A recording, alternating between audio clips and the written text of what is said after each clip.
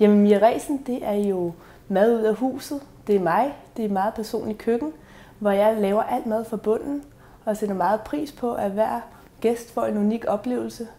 Jeg har jo samtalen lige fra begyndelsen af, hvor vi snakker om, hvad de godt kunne tænke sig, hvis nu de for eksempel skal holde et bryllup eller en reception.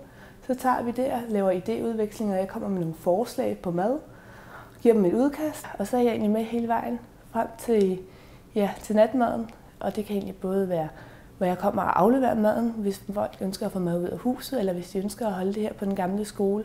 Jamen, jeg kan lave mad fra bunden, give folk en unik oplevelse med de råvarer, jeg har lige omkring mig.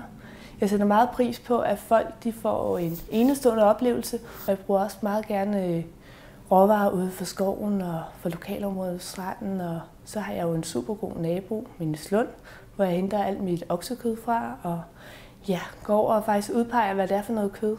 Og det er jo egentlig det, jeg sætter rigtig meget fokus på, at bruge de lokale råvarer og bruge danske retter.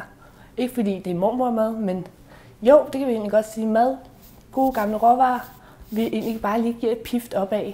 Jeg bærer selvfølgelig mit brød selv. Jeg bruger mel ude for Meiners Mølle, som ligger ude i Viskinge, og de kommer med friske forsyninger en gang imellem. Og så bærer jeg jo egentlig alt for eksempel lakridsbrød, som jeg er rigtig kendt for. Jeg sætter en stor ære i at servere et godt stykke brød.